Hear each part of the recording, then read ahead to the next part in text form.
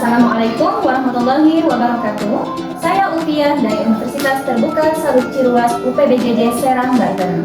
Pada kesempatan kali ini, saya akan melakukan serangkaian praktikum IPA dengan tema pertumbuhan, perkembangan, dan perkembangbiakan makhluk hidup.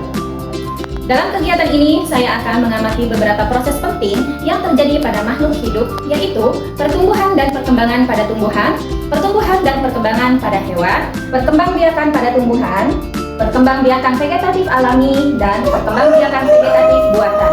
Melalui praktik ini, kita dapat memahami bahwa setiap makhluk hidup memiliki cara tersendiri untuk tumbuh, berkembang, mempertahankan jenisnya. Yuk kita mulai praktik yang pertama.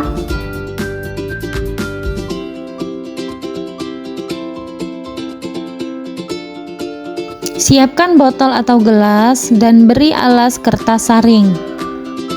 Masukkan biji kacang hijau ke dalam gelas. Kemudian beri air pada kertas saring, tetapi biji kacang jangan sampai terendam air.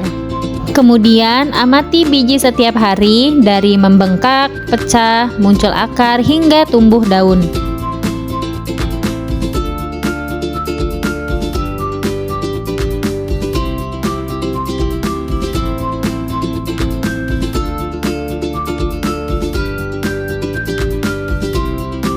Bagian yang kedua yaitu pertumbuhan dan perkembangan hewan.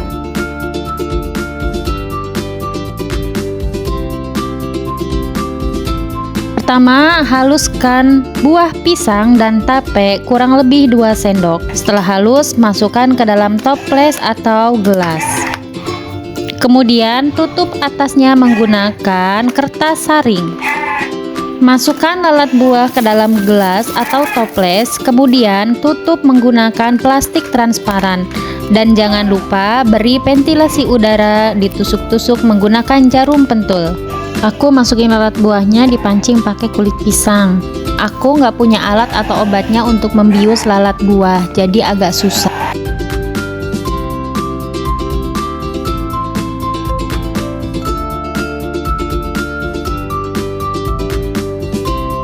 Bagian yang ketiga yaitu perkembangbiakan tumbuhan, yaitu struktur bunga kembang sepatu. Tujuannya yaitu mengamati struktur bunga kembang sepatu ini sebagai alat perkembangbiakan seksual pada tumbuhan dan mengetahui bagian-bagian bunga yang berperan dalam penyerbukan dan pembuahan. Sekarang mari kita amati. Ini adalah bunga kembang sepatu. Bagian luar yang ini dinamakan kelopak bunga. Kelopak bunga berfungsi untuk melindungi bunga saat masih kuncup.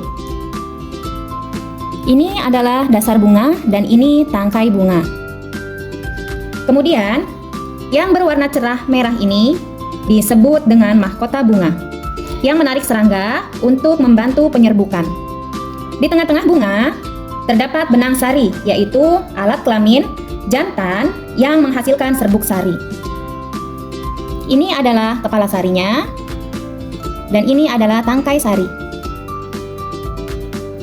Kemudian, yang atas ini adalah kepala putik. Dan yang panjang ini adalah tangkai putik. Tangkai putik ini yaitu alat kelamin betina yang berfungsi menerima serbuk sari. Jadi, ketika serbuk sari dari bunga sari menempel di kepala putik, maka terjadi penyerbukan dan nanti akan terbentuk biji setelah pembuahan terjadi. Dan yang keempat adalah vegetatif alami pada tumbuhan. Ini adalah tanaman pisang. Terlihat di samping batang utamanya tumbuh anakan pisang baru. Anakan ini berasal dari bagian bawah batang atau umbi batang dan nantinya bisa tumbuh menjadi tanaman pisang baru walaupun tanpa biji. Ini adalah tanaman lengkuas. Lengkuas berkembang biak menggunakan rimpang, yaitu batang yang tumbuh di dalam tanah. Dari rimpang ini akan muncul tunas baru yang tumbuh menjadi tanaman lengkuas berikutnya.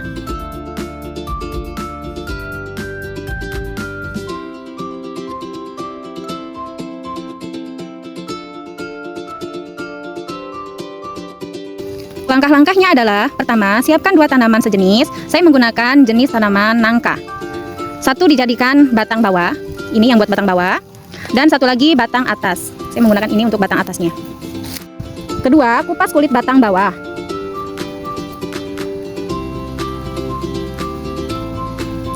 Kemudian ambil mata tunas yang sudah disiapkan. Tempelkan mata tunas pada sayatan batang bawah. Tutup rapat dengan plastik atau tali rapia.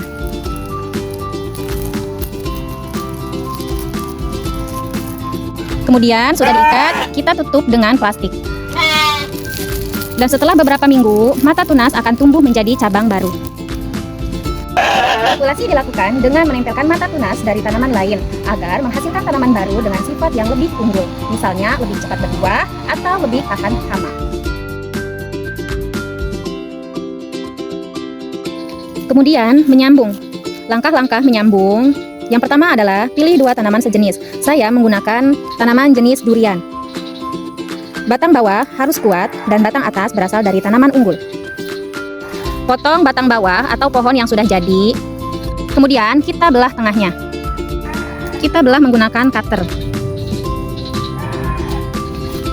Kemudian ambil batang atas, sayat kanan kiri. Lalu kita tempelkan atau satukan. Kita satukan hingga kambium keduanya saling menempel. Kemudian ikat rapat menggunakan plastik atau tali rapia.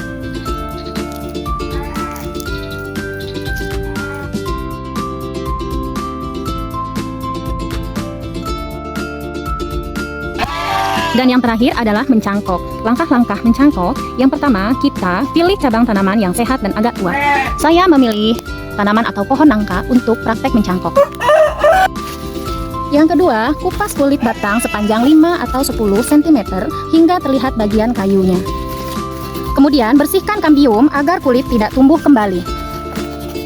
Lalu tutup bagian yang dikerat dengan tanah lembab atau sabut kelapa yang basah. Kemudian bungkus dengan plastik bening dan ikat kedua ujungnya. Setelah dibungkus dengan plastik bening, kita tusuk-tusuk luarnya agar proses pengeluaran akar. Setelah beberapa minggu, akar akan tumbuh di bagian yang ditutupi tanah atau serabut. Setelah itu, potong cabang dan tanam di media tanah baru. Setelah kurang lebih 1 bulan, akar mulai keluar. Bisa dilihat sama teman-teman, ini akar sudah keluar. Siap untuk ditanam di media tanah yang baru. Demikian seluruh rangkaian praktik IPA tentang pertumbuhan, perkembangan, dan perkembangbiakan makhluk hidup. Dari kegiatan ini, saya memahami bahwa makhluk hidup memiliki berbagai cara untuk tumbuh, berkembang, dan berkembang biak agar mempertahankan kelangsungan hidupnya. Semoga praktik ini bermanfaat dan dapat menambah pengetahuan kita semua. Terima kasih. Wassalamualaikum warahmatullahi wabarakatuh.